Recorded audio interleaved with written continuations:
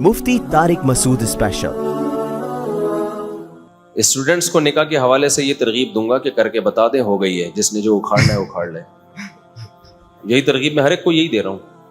मुफ्ती साहब एक सवाल है, आजकल जब भी लड़कियों के घर रिश्ता भेजा जाता है, अगर लड़के की नौकरी अच्छी हो मगर घर ना हो तो लड़की के घर वाले बोलते हैं कि घर नहीं है, हम शादी नहीं कर सकते।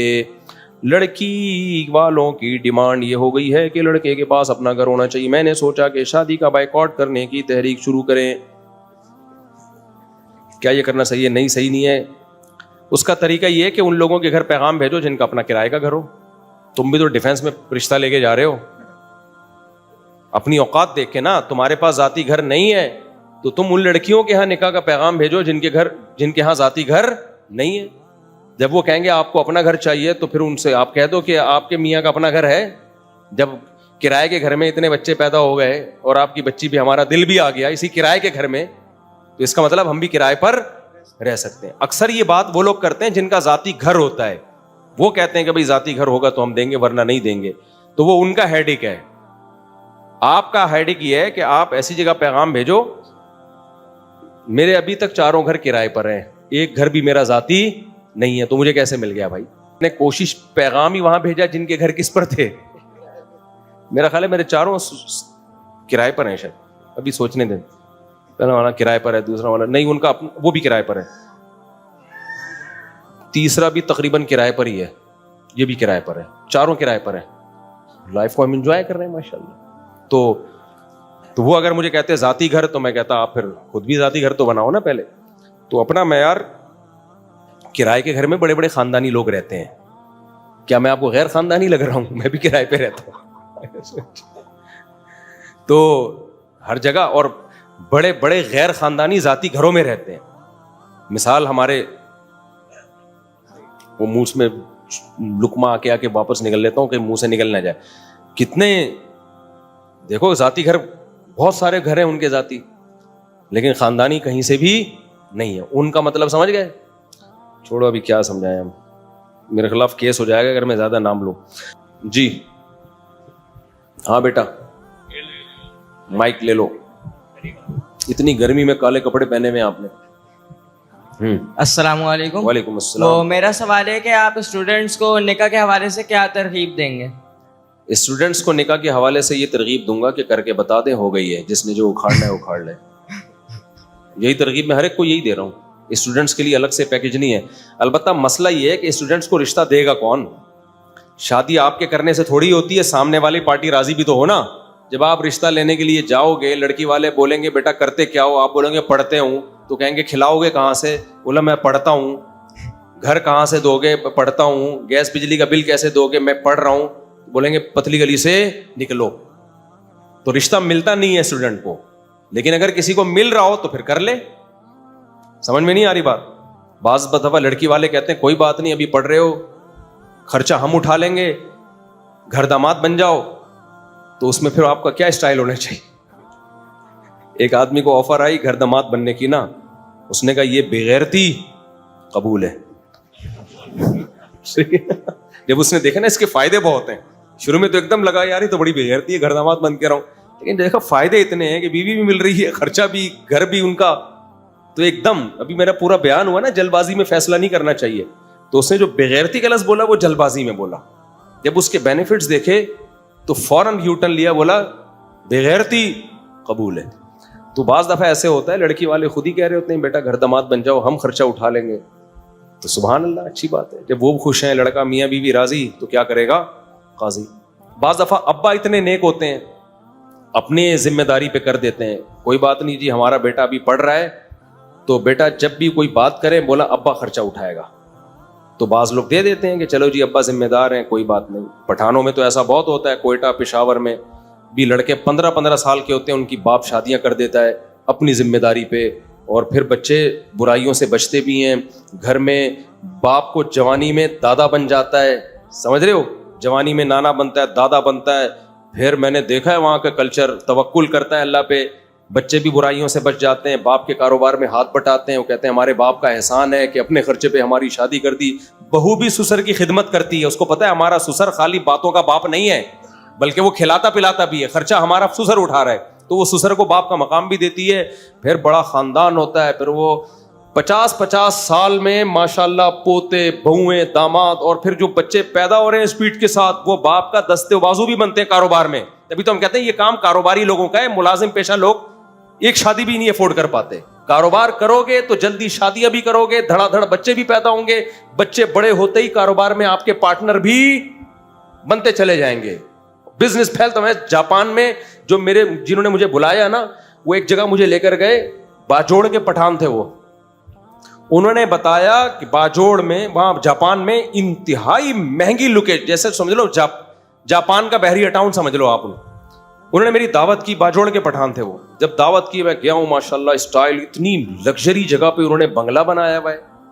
انہوں نے مجھے کہا کہ ہمارے بچوں میں, ہمارے خاندان میں 100 افراد ہیں جو ہم نے یہاں شفٹ کر دیے ہیں کاروبار کرتے کرتے, اور 100 میں انہوں نے کہا الحمدللہ ایک بھی اسکول پڑھا ہوا نہیں ہے. ایک نے 6 تک پڑھا تھا, اس کو بھی نکال لیا ہم نے.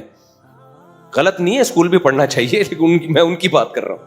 سب کو بزنس میں لگایا ہے, 100 افراد سیٹل ہو گئے ہیں وہاں پہ. تو جب یہ 100 کی 4 شادیاں ہوں گی اور 400 بچے, پھر ان 400 کی 4 شادیاں اور 400 بچے اور بزنس بھی, تو جاپانی تو تیل بیچ رہے ہوں گے تھوڑے دنوں میں. جاپان میں پکوڑوں کا بزنس جاپانی کر رہے ہوں گے, گاڑیوں کے بزنس پاکستانی کر رہے ہوں گے. اور میں نے وہاں پٹھانوں میں دیکھا, جاپانی سوٹ ٹائی میں آئے گا اور وہ ہمارے پٹھان بھائی کے پاس جاب کر رہا ہے وہاں بیٹھ کے. نہیں آئی میرا خیال ہے بات. ایک پائنچا یہاں جس کے پاس جاب کر رہا ہے نا, اس جو جاب کرنے والا جاپانی سوٹ ٹائی اسٹائل, وہ جو جیپنیز کا ہوتا ہے, بریف کیس ہاتھ میں ٹھک ٹھک ٹھک جا رہا ہے, ایسا لگ رہا ہے کہ دوبارہ سے ان کا حملہ کرنے کا, دوسری جنگ عظیم کا پروگرام بن گیا ہے. بھول گئے کہ ایٹم بم کیا ہوتا ہے. اسٹائل سے جا کہاں رہا ہے. جس کے پاس آیا وہ میرے میزبان تھے, ان کی شلوار آدھی یہاں تک اور آدھی نیچے, اسٹائل وہی پشاور والا, وہ باجوڑ والا اسٹائل. میں نے کہا شاید آپ اس کے پاس جاب کر رہے ہیں. اس نے کہا نہیں بھائی, یہ میرے پاس جاب کر رہا ہے. کمال ہے. کہتے ہیں کیونکہ مجھے لکھنا پڑھنا نہیں آتا. ابھی ایک تاجر ملے مجھے, کروڑ پتی تاجر, جن کی فیکٹریاں چل رہی ہیں. تو کوئی بزنس تھا, ان کا معاہدہ تھا, وہ مجھے انہوں نے گواہ بنایا, میں نے وہ سارا لکھا. تو کوئی شرعی مسئلہ تھا نا, تو میں نے جب ایگریمنٹ پورا لکھا, میں نے کہا آپ اس پہ سائن کریں. کہہ رہے ہیں یار میں سائن کرنا کہاں آتا ہے مفتی صاحب مجھے. میں نے کہا تم تمہاری فیکٹریاں میں دیکھ کے آئے ہوں اور تمہیں سائن کرنا نہیں آتا. کہہ رہے نہیں مجھے سائن کرنا نہیں آتا. میں نے کہا اچھا یہ ایگریمنٹ پڑھو. کہہ رہے پڑھنا آتا ہوتا تو میں سائن نہیں کر دیتا. میں نے کہا شاید میں سو رہا ہوں, میری آنکھ کھلے گی, یہ کیا ہو رہا ہے, یہ کیا ہو رہا ہے. یہ دیکھا وہ نہیں آزاد جمیل نے کہا تھا یہ ہم کہاں جا رہے ہیں, وہ ڈرامہ کیا تھا نا اس نے, ہم کہاں جا رہے ہیں. تو اللہ نے برکت کس میں رکھی ہے بولو, کاروبار میں. ہمارے ایک دوست تھے, یہ عارف صاحب جو میرے کلاس فیلو ہیں نا, یہ پڑھے لکھے ہیں ماشاءاللہ, اس لیے غریب آدمی ہے.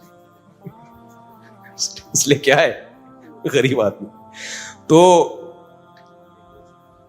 ان کو جاب ملی تھی جب انہوں نے میٹرک کیا ہے. جاب کیا ملی تھی پتہ ہے, ایک سیٹ تھا ہمارے محلے میں, وہ بھی باجوڑ کے یا کہیں کے وزیرستان کے پٹھان تھے, ابھی بھی میری دوستی ہے ان سے. انہوں نے جاب پہ ان کو رکھا تھا اچھی خاصی تنخواہ میں.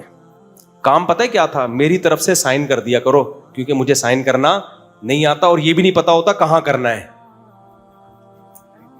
نہیں آئی میرا خیال ہے بات. اور اس بندے کا میں نے کہا بھائی اتنا کروڑوں کا بزنس کیسے کر رہا ہے جب اس کو سائن تو دور کی بات یہ بھی نہیں پتا تھا کہ کرنا کدھر ہے. تو اس لیے اتنا بھی بیوقوف ہونا اچھا نہیں ہے. پڑھ لو لکھ لو اچھی بات ہے, لیکن برکت اللہ نے کس میں رکھی ہے, کاروبار میں. تو جاپان فتح ہو گیا بھائی. تو کاروباری آدمی, ایک بس واقعہ سنا کے بات ختم کرتا ہوں. میں اکثر یہ واقعہ میں نے بیان میں بتایا, یہ 2005 یا 6 کی بات ہے. میرا شاگرد نا چمن میں بھی طلبہ آتے ہیں نا ہمارے پاس جامعۃ الرشید میں, پورے ملک سے, اب تو بیرون ملک سے بھی آنے لگے ہیں. تو ہمیں کلچر کا بہت پتہ ہوتا ہے کہ کس علاقے کا کیا کلچر ہے, کیونکہ ہر طرح کے شاگرد ہمیں ملتے ہیں, استاذ بھی اور شاگرد بھی. تو میری کلاس کے ساتھ ہی ایک اور کلاس تھی, وہ بھی میرا شاگرد تھا. تو میں نے ویسی 4 شادیاں پہ بات کرتا رہتا ہوں. میں نے کہا یار کوئی ایسا ہے یہاں جس کے ابا نے 2 یا 3 شادیاں کی ہوں. تو انہوں نے بتایا استاد جی کلاس کے ساتھ والی کلاس میں ایک لڑکا ہے جس کے ابا کی 3 شادیاں ہیں اور 24 بچے ہیں. تو میں نے کہا یار وہ تو رزق کی کمی کی وجہ سے اتنا سا رہ گیا ہوگا وہ بچہ, کیونکہ فیملی پلاننگ والے تو یہی کہتے ہیں نا. میں نے کہا بلا کے لاؤ. وہ پلا پلایا پورا لال ٹماٹر ماشاء اللہ. میں نے کہا تم کون سے نمبر پہ؟ اس نے پتہ نہیں کیا بتایا 18ویں نمبر پہ. تو میں نے کہا تمہارے ابا کی آمدن کیا ہے یار؟ 3 بیویاں اور 24 بچے پالنا اس مہنگائی کے دور میں آسان ہے؟ کرتے کیا ہیں؟ اس نے کہا ہمارے ابا کا ایک چھوٹا سا کھوکھا تھا چمن میں, چھوٹا سا بزنس تھا. سمجھ رہے ہو؟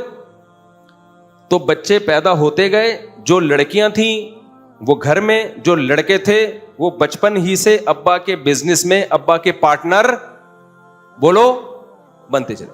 6-7 سال کے دکان پہ بٹھا دیا, چل بھائی اب تو یہ اس کو پہنا جا کے, تو اس کو پہنا جا کے. بچپن سے ہی انہوں نے پہنانا سیکھ لیا. کاروبار میں پہنانا ہی تو ہوتا ہے. تو کہہ رہے بچے بڑے ہوتے, اس نے کہا یہ 24 بچے ایک عمر کے تھوڑی ہیں. جو 24واں جو پہلے نمبر والا ہے وہ تو بڑا ہو گیا نا, وہ تو 30-35 سال کا ہو گیا, وہ تو بڑا ہو گیا نا. تو کہہ رہے جو بڑا ہوتا گیا 7 سال 8 سال کا ابا اپنے ساتھ لاتے رہے, اور اب ہمارا بزنس دبئی میں ہے اور کروڑوں روپے میں ہم کھیل رہے ہیں. تو اس لیے ابا نے 3 بچے دین کی خدمت کے لیے وقف کیے ان 24 میں سے. ایک کو تبلیغ میں بھیج دیا ہے, ایک کو مدرسے میں مجھے ڈال دیا ہے کہ تو عالم مفتی بنے گا, تیرا سارا خرچہ ہم اٹھائیں گے. اور ایک اور بھی تھا, وہ پتہ نہیں تبلیغ میں تھا یا کہاں اس کو بھیجا, واللہ عالم. خیر, تو کہا بھائی, اور اب میرے بڑے بھائی نے بھی مجھے گفٹ دیا ہے, یہ اتنا مہنگا موبائل لے کے بیٹھا ہوا تھا. اچھا, پھر میری 5-6 سال کے بعد ملاقات ہوئی. میں نے کہیں بیان میں کہا, میں نے کہا یہ 24 بھائی ہیں. اس نے کہا 30 ہو گئے, اب 24 کی رپورٹ غلط ہے. سمجھ رہے ہو کہ نہیں سمجھ رہے؟ پھر ملاقات ہوئی تو 32 کی رپورٹ تھی. کتنے, اور 4 بیویاں تھیں, ایک اور شادی ہو گئی. لیکن پھر میں ان کے گھر گیا, میں نے کہا یار مجھے یقین نہیں آ رہا. میں جب ان کے گھر گیا تو اتنی دولت کی ریل پیل. وجہ کیا ہے؟ 32 میں نا اللہ کا بھی نظام دیکھو, 16 لڑکے 16 لڑکیاں. وہ 16 کے 16 لڑکوں میں 2-3 دین کے لیے وقف کیے ہوئے, باقی سارے کیا کر رہے ہیں؟ بزنس سنبھالے. اور سب کی شادیاں کر دی ابا نے بڑے ہوتے ہی. سب بزنس, سارا ایک فیملی بزنس جو ہوتا ہے وہ تو پھر بہت تیزی سے, آپ دوسرے کو ملازم رکھو گے نا, کم بخت وہ خود زیادہ کھائے گا, تمہارے لیے کوئی بھی کام نہیں کرے گا. باپ کے کاروبار کے ساتھ لوگ مخلص ہوتے ہیں کہ یار ہمیں ہمارے ہی وراثت میں ملے گا, یہ وہ اپنا سمجھ کے چلاتے ہیں اس کو. تو اتنی میں نے ان کے گھر میں راشن دیکھا, ٹرالیوں میں آ رہا تھا. ٹرالی آ رہی ہے, بھاگتی بھی کیا, چنے کی دال ہے, آج دال پکے گی. ابے یہ دال پکے گی, اس میں کیا ڈبکیاں لگاؤ گے کیا اس میں؟ پھر اس نے بولا ہمارے ابا جو ہے نا شام کو بیٹھتے ہیں پگڑی پہن کے, اتنی بڑی, 4 مائیں بیٹھتی ہیں, دسترخوان جب لگتا ہے سارے بیٹے بیٹیاں پوتے نواسے کہہ رہے ہم نے ابا کو بٹھا دیا کہ ابا اب آپ نے بزنس نہیں کرنا, ہم سنبھالیں گے. لیکن ابا بیٹھتا نہیں ہے, وہ کہتا ہے نہیں میں بھی کروں گا کاروبار. وہ بھی کر رہے ہیں, اب شاید چھوڑ دیا ہو بڑھاپے میں. تو یہ رونقیں, یہ بہاریں, بزنس اور وقت پہ شادی, یہ ان چیزوں کے نتائج ہیں. اور جاپانی نے کیا کیا؟ شادیاں کرنا چھوڑ دیں, اکیلا بڈھا ہوگا بیچارہ, وہ کاروبار بھی کرے گا تو خود ہی سارا کر رہا ہے بیٹھے, تو کیا کر لے گا. اور پھر تنہائی کا کیا حل ہے؟ کروڑ پتی ہو کے بھی گھر میں نا جیپنیز دیواروں کو دیکھتے رہتے ہیں, بندے بلا رہے ہیں کرائے پر تنہائی دور کرنے کے لیے. تو میں نے وہاں یہ جو پٹھان فیملیاں تھی ان کا کلچر بھی دیکھا اور جاپانیوں کا بھی دیکھا. خدا کی قسم, یہ جو ہمارے مسلمان تھے باجوڑ کوئٹہ کے, یہ جیپنیز سے کروڑہ گنا زیادہ خوش ہیں, اور انہی کے ملک میں جاپانی ماتحت ہونے والے ہیں تھوڑے دنوں میں. گروتھ ریشو سارا کس کے حق میں جا رہا ہے؟ مسلمانوں کے. میں نے 20 سال پہلے بیان کیا تھا کہ جاپان میں مسلمانوں کا گروتھ ریشو بڑھ رہا ہے, اور خاص طور پر یہ جو پشتون بیلٹ کے لوگ ہیں ان کا گروتھ ریشو بڑھ رہا ہے. اور میں پیشگوئی سنا رہا ہوں کہ کل جاپان میں چپلی کباب کے ہوٹل کھلیں گے, کل جاپان میں نسوار بک رہی ہوگی دبا کے. اس وقت یہ تصور نہیں تھا, میں جب گیا وہاں چپلی کباب کے ہوٹل کھل چکے ہیں. کیونکہ جس قوم کی کا گروتھ ریشو بڑھتا ہے کلچر بھی پھر اسی کا ہوتا ہے. ہو سکتا ہے تھوڑے دنوں میں وزیر اعظم بنے جاپان کا چنگ چونگ اچکزئی. समझ रहे हो, क्योंकि बहुत से पश्तूनों ने वहां जाके जैपनीज लड़कियों से शादी भी की हुई है. जापानी तो कम वक्त गर्लफ्रेंड बनाता है, शादी करता नहीं है. अब ये जो हमारे पश्तून भाई जाते हैं, 4 शादियां भी हैं इस्लाम में, इसका भी कितना फायदा हो रहा है. एक बीवी यहाँ है, एक जैपनीज से शादी की, बच्चे जो पैदा हुए आधे पठान है, आधे जापानी है. तो यही नतीजा निकलेगा कि चिंग चोंग अचकजई. सही ना, अचकजई अब्बा से ले लिया, चिंग चोंग कहां से ले लिया, अम्मा से ले ली. तो कल्चर स्पीड से, और 20-30 साल में आप देखना जापान का नक्शा बदल चुका होगा, काफी हद तक बदल गया है. वहां तिजारत में लोग, पंजाब के लोग भी मैंने बहुत देखे वहां पे, लेकिन सबसे ज्यादा मुझे पश्तून नजर आए. पंजाब के लोग भी बहुत हैं. तो बिजनेस और ग्रोथ रेशो समझते हो, जो कौम इस पे काबू पा लेगी ना, मुस्तकबिल किसका है, उसी का है. समझता है कि नहीं समझता है. हमारे कराची इज्तिमा के अमीर साहिब बीमार हैं, दुआ की दरख्वास्त है, दिल से दुआ है जी, अल्लाह ताला शिफा अता फरमाए. किसी ने यहां से कोई सवाल पूछना हो, बस 5 मिनट में फिर मजलिस खत्म करते हैं. माइक दे दें इनको, माइक दे दें. मुफ्ती साहब, एक दोस्त है, वो ऑनलाइन काम करता है ना, तो वो मतलब उसके पास ऑर्डर आते हैं, जैसे 50 टोपियों का ऑर्डर आया, तो वो उसके पास उसके पैसे नहीं होते, वो एक इन्वेस्टमेंट के तौर पे किसी और से पैसे लेके वो ऑर्डर पूरा कर देता है. हाँ, तो उस इन्वेस्टमेंट पे उस बंदे को वो 5% मतलब अपनी तरफ से जितना परसेंट देना चाहता है वो दे देता है, और बाकी अपने पास रखता है. तो क्या इसमें इन्वेस्ट करना सही? 50 टोपियों का ऑर्डर आया इसके पास टोपियां नहीं है, टोपियाँ नहीं है. इसने टोपियों वालों से राब्ता किया राब्ता किया और कहा मुझे इतनी टोपियां दे दो, हाँ. और इसकी 50 टोपियां इसको पहुंचाई, बीच में अपना कमीशन ले लिया. नहीं, फिर उसके पास 50 टोपियों का ऑर्डर आया ना, समझे, उस दोस्त ने मुझसे बोला कि यार मेरे पास 50,000 रुपये नहीं है, 50,000 की टोपियां दी. उसने बोला 50,000 रुपये दो इन्वेस्टमेंट के तौर पे, मैं टोपियां खरीद के किसी और को देनी है. हाँ, तो वो मुझसे 50,000 लिए और फिर 50,000 वापसी कर दिए और कुछ परसेंट मुझे. नहीं, ये जायज नहीं है. उसका तरीका ये है कि आपसे वो 50,000 रुपए ले और क्या मैं टोपियों के कारोबार में इन्वेस्ट करूंगा. सही. अगर इसमें टोपियां जाया हो गई, लॉस हो गया, तो जितनी इन्वेस्टमेंट आपकी है उस परसेंटेज में लॉस में आप शरीक होगे, सही.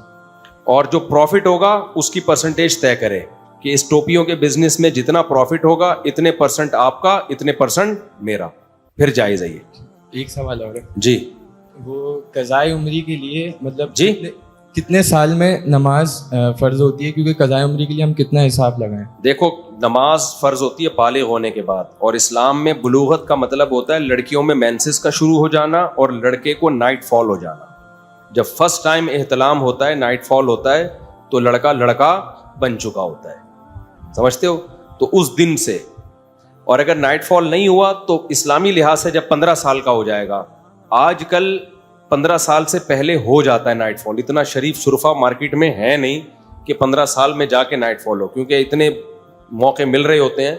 वक्त से पहले बालिग होने के तो बहुत सारे केसेस हैं, टाइम के बाद बालिग होने वाले केसेस मार्केट से शॉर्ट चल रहे हैं. तो इसलिए ये सोच लेना चाहिए कब फर्स्ट टाइम नाइट फॉल कब हुआ था, और एक अंदाज़ा हो जाता है इंसान को. तो ज़ाहिर है यकीनी तौर पर तो नहीं, अंदाजे से ही फिर शुरू कर दे वो. अच्छा, मेरा एक सवाल था कि मैं आवारी ग्रुप में जॉब करता हूँ, मगर मसला ये कि वो कहते हैं कि आप क्लीन शेव हों, और जो है ना नहीं, ये जायज़ नहीं है, ये दाढ़ी काटना जायज़ नहीं है भाई. उनके जॉब छोड़ दें, कोई और जॉब करें. पारसी हैं ऑनर्स. बस पारसी हो या कुछ भी हो, ठीक नहीं है. चले भाई, और किसी ने कोई, जीन भाई ने कोई सवाल पूछना है? अस्सलाम वालेकुम मुफ्ती साहब, मेरा ये सवाल था जी. कि रज़ात का हुक्म कुरान पाक में 2 साल का माँ को बच्चे को दूध पिलाना है, 2 साल का. तो अहनाफ के नज़दीक हनफी मसलक में ये है कि 2.5 साल तक बच्चा दूध पिला सकते हैं. हमारे दोस्त लोग ये बोलते हैं कि आप कुरान के अगेंस्ट जाके बात कर रहे हैं, तो उसकी वजाहत फरमा दें. ये मैंने अभी कहा था ना कि हनफी मसलक, लोग खुद ही इल्ज़ाम लगाते हैं कि हनफी मसलक में है 2.5 साल तक दूध पिलाए. हालांकि हनफी मसलक में, इधर तवज्जो, हनफी मसलक में ऐसा नहीं है. किसी भी हनफी मुफ्ती से आप पूछेंगे वो कहेगा 2 साल के बाद दूध पिलाना जायज़ नहीं है. ये जो प्रोपेगेंडे के मास्टर लोग होते हैं ना, हिटलर ने एक बंदा रखा हुआ था प्रोपेगेंडा करने के लिए. तो उससे क्या होता था, लोगों के दिलों में दूसरी कौमों की नफरत. फिर हिटलर ने उस नफरत को कैश करा के चढ़ाई शुरू की, और चढ़ाई शुरू करने के बाद बेड़ा गर्क हिटलर ही का हुआ है. तो कुछ लोग प्रोपेगेंडे मास्टर हैं, कहते हैं फ़िक़्ह हनफी में है कि 2.5 साल दूध पिलाए. तो उनको जवाब दो, फ़िक़्ह हनफी में 2 साल पर फतवा है, 2.5 साल पर फतवा नहीं है. बाकी उसके दलाइल क्या वो मैं दे चुका हूं कई बार. क्लियर हो गया ना? अस्सलाम वालेकुम वरहमतुल्लाह। अगर वो कहना मुफ्ती साहब बयान बदल रहे हैं, तो आप दारुल उलूम कोरंगी, जामिया रशीद, बिनौरी टाउन, कहीं से भी फतवा ले लो, रिटर्न में सब में यही लिखा हुआ आएगा कितना है। अगर वो हिदाया दिखाएंगे, हिदाया में 2.5 साल लिखा हुआ है, तो देखो किताबों में जो कुछ लिखा होता है हमेशा फतवा उस पर नहीं होता, खुद उलमा ने उसके खिलाफ फतवा दिया हुआ होता है, किताब को चेंज नहीं किया जा सकता। तो किताब से वो चीज निकाल के दिखाओ ना जिसको हम फॉलो भी कर रहे हो। जब खुद ही फॉलो नहीं कर रहे, इसकी मिसाल ऐसे जैसे वो झेलम वाली सरकार ने ना कोई पुराना क्लिप है, उसमें एक हदीस पेश की कि जी वो अबू हनीफता सिराज उम्मती इस तरह करके है, कोई और थी भी मुझे पूरा याद नहीं है, कि देखो इन्होंने एक हदीस घड़ी हुई है कि अबू हनीफा सिराज उम्मत है। हालांकि उसी हदीस को नीचे अहनाफ ने ही रद्द किया हुआ है उसके ऊपर कि ये सही हदीस नहीं है, तो वो रद्द नहीं दिखा रहे, जो गलती हुई है वो गलती दिखाई जाती है, हालांकि उस गलती पर वो उलमा खुद ही रद्द भी कर चुके हैं। तो ये सिर्फ वही काम कर सकते हैं जो फितना फैलाना जिनका मकसद हो। अस्सलाम वालेकुम वरहमतुल्लाह। वालेकुम अस्सलाम। हजरत मालूम ये करना था कि मस्जिद में दाखिल होने का जो तरीका है, सीधा पाँव दाखिल करना और दुआ पढ़ना, और निकलने के लिए भी ऐसे ही जी। तो गलती से अगर निकल जाए आदमी सीधा, कुछ नहीं होता है, कोई इतना बड़ा मसला नहीं है, सीधा उल्टा। अगर गलती से जानकर भी उल्टा पाँव दाखिल कर लिया तो भी कोई क़यामत नहीं आ जाएगी। बेहतर यही है कि सीधा पाँव दाखिल करें। छोटी मोटी चीजें नहीं, यहाँ बड़े बड़े मसाइल हो रहे हैं, लोग लड़कियां लेके भाग रहे हैं घरों से, उसमें ये थोड़ी देखते हैं सीधे पाँव में चप्पल पहले डालिए कि उल्टे पाँव में। जी मुफ्ती साहब, अगर निकाह हुआ है तो निकाह होने के बाद अगर रुखसती नहीं हुई तो उसकी क्या हुदूद हैं, और मतलब हुकूक और फ़राइज़ क्या लाज़िम कोई होते हद हैं? नहीं है, आपस की म्यूचुअल अंडरस्टैंडिंग से जब चाहे रुखसती कर लें। बिला वजह उसमें ताखीर करना इसलिए बुरा है कि इससे लड़की को भी नुकसान होगा, मर्द को भी नुकसान होगा, लेकिन इसकी कोई शरीयत में हद नहीं है। नहीं, हद से मुराद के लड़के लड़की के दरमियान की क्या हुदूद है? नहीं, वो हुदूद तो है ही नहीं। जब निकाह हो गया तो एक दूसरे के लिए हलाल है। और उसी तरीके से अगर जैसे मिलना या बात करना, हाँ, अगर वो घर वाले जब निकाह हो गया तो ऑफिशियली रुखसती ना भी हो, अनऑफिशियली रुखसती कर सकते हैं आप। उसको छप्पड़ में बुला लें। राहत अंधोरी का शेर है, मुंतजिर हूं सितारों की जरा आंख लगे। इनके सवाल का जवाब है, मुंतजिर हूं सितारों की जरा आंख लगे, चांद को छत पे बुला लूंगा इशारा करके। तो जब रुखसत निकाह हो गया ना, रुखसती दे नहीं रहे, तो देखो जब लाइट गई भी है इशारा करो छत पे बुला। आपकी बीवी है भाई, तमीज से थोड़ी आजकल रुखसती होती है। चलो शेर याद कर लो राहत अंधोरी का, मुंतजिर हूं सितारों की जरा आंख लगे, चांद को छत पे बुला लूंगा इशारा करके। मुफ्ती साहब, सियासत को समझने के लिए, मालूमात के लिए, जैसे इस्लामी तरीके है, उसके लिए हमें कौन सी किताबें पढ़नी चाहिए? मुफ्ती तकी उस्मानी साहब की किताब है, इस बारे में नाम मेरे जहन से निकल गया, इस्लामी सियासत और जमहूरियत के ऊपर बहुत शानदार जानदार किताब है, वो पढ़ लें ताकि आजकल के स्कॉलरों ने जो खिचड़े पकाए हुए हैं ना, उससे जान छूटे आपकी। अस्सलाम वालेकुम। मुफ्ती साहब, एक सवाल है कि करीब एक सिटी से दूसरे सिटी अगर जॉब है, अगर हम कराची से हैदराबाद जा रहे हैं, डेली जा रहे हैं वापस आ रहे हैं, तो वहाँ जाके नमाज के अहकामात क्या होंगे? क्या वहाँ पर कसर होगी? ये क्योंकि ये साल चलेगा और देखिए, आदमी जिस शहर में अपने बीवी बच्चों के साथ रहता है शादी के बाद, और शादी से पहले अपने माँ बाप के साथ जहाँ स्टे किया हुआ है, वो उसका असल शहर कहलाएगा। उस शहर में 1 मिनट के लिए भी आएगा तो पूरी नमाज पढ़ेगा, और उस शहर से बाहर अगर 78 किलोमीटर दूर जा रहा है तो बेशक रोजाना भी जाएगा तो कसर ही पड़ेगा। अब आप कराची से डेली हैदराबाद जा रहे हैं तो हैदराबाद में आपने कसर ही पढ़नी है, समझते हो, भले पूरी जिंदगी इसी में गुजर जाए। लेकिन जब जैसे ही कराची की हुदूद में एंट्री मारेंगे तो पूरी नमाज शुरू हो जाएगी आप, इल्ला ये कि फैमिली ही हैदराबाद में शिफ्ट कर लें तो एक अलग बात है। अगर एक और शादी कर ली हैदराबाद में, वहां रख लिया, तो फिर हैदराबाद में भी पूरी पढ़नी पड़ेगी। तो अगर आप चाहते हैं 2 रकतों के बजाय 4 रकतों का सवाब हासिल करें हैदराबाद में, तो एक पैकेज है, एक शादी कर लें वहां। और अगर आप लाहौर में भी चाहते हैं 2 के बजाय 4 पढ़ें, तो एक शादी लाहौर में कर लें आप। एक रह गई, फिर वो क्यों हाथी निकल गया, दुम रह गई, तो फिर एक और शादी पेशावर में कर लें। क्या ख्याल है, जब 3 के बाद क्या रह गया फिर? और कोई सवाल भाई? हाँ मुफ्ती साहब, मैं सवाल पूछ रहा था कि जो कज़ा नमाज़ें वापस लौटाना हो تو اس کی خالی فرض پڑھنی ہے یا پوری نماز؟ ہاں جو قضا نمازیں لوٹانی ہو تو صرف فرض پڑھیں, سنتیں نہ پڑھیں. البتہ وطر بھی واجب ہے. لم یوتر فلیس منا حدیث میں آتا ہے, جو وطر نہیں پڑھتا ہم میں سے ہے. تو وطر کے واجب ہونے کے دلائل بہت اسٹرانگ ہے. ان اللہ زادکم صلاۃ الا وہی الوتر, اللہ نے ایک اور نماز کا اضافہ کر دیا, وہ وطر ہے. آج بہت سے اسکالر کہہ رہے ہیں وطر کچھ بھی نہیں ہے, عام نوافل کی طرح. بالکل غلط کہہ رہے ہیں. امام احمد بن حنبل سے منقول ہے کہ جو وطر نہیں پڑھتا اس کی گواہی بھی قبول نہیں ہے. تو کسی نے واجب کہا ہے, کسی نے سنت موقدہ کہا ہے, لیکن جن علماء نے سنت موقدہ کہا ہے وہ بھی واجب کے قریب قریب, اس لیے وطر چھوڑنا جائز نہیں ہے. السلام علیکم ورحمۃ اللہ وعلیکم وبرکاتہ. السلام ورحمۃ اللہ. مفتی صاحب, میرا تعلق امام شافعی مسلک سے ہے. جی میں اکثر احناف کے پیچھے ہی نماز پڑھتا ہوں الحمدللہ. جی. تو مجھے جو تنقید ہے, وہ تاکید ہے, وہ سورہ فاتحہ کی ہے. اور احناف کے نزدیک مجھے وہ سورہ فاتحہ امام وہ گیپ نہیں دیتے ہیں. کیا میں ساتھ ساتھ ان کے پڑھ کر گزارا کروں یا خاموش؟ دیکھیں, ایک فقہ کو پراپر فالو کریں نا. اگر میں آپ پراپر کر رہا ہوں, شافی فقہ کو پراپر فالو کر رہے ہیں تو پھر ان کے نزدیک فاتحہ امام کے پیچھے لازم ہے. لیکن مجھے احناف علماء نصیب ہوتے ہیں امام, تو ظاہر سی بات ہے میں احناف کے پیچھے نماز تو حناف یا شافی کسی کے پیچھے بھی پڑھیں, وہ تو ہم بھی شافیوں کے پیچھے بھی پڑھ رہے ہوتے ہیں, وہ تو سب کے پیچھے ہو جاتی ہے نماز. مفتی صاحب تو بس پھر پراپر اسی طریقے سے پڑھیں نا. میں سورہ فاتحہ پڑھوں پھر. ہاں جی, جزاک اللہ. بس ان کے امام شافی کے نزدیک پھر جس طرح بھی ہو پڑھی جائے گی. بہتر یہ وقفے میں پڑھیں. وَلَضَّالِّينَ امام نے آمین کہا نا, لیکن وہ اتنا لمبا وقفہ امام دیتا نہیں ہے نا. شروع میں پڑھ لیں جب سورہ فاتحہ شروع نہ کی ہو,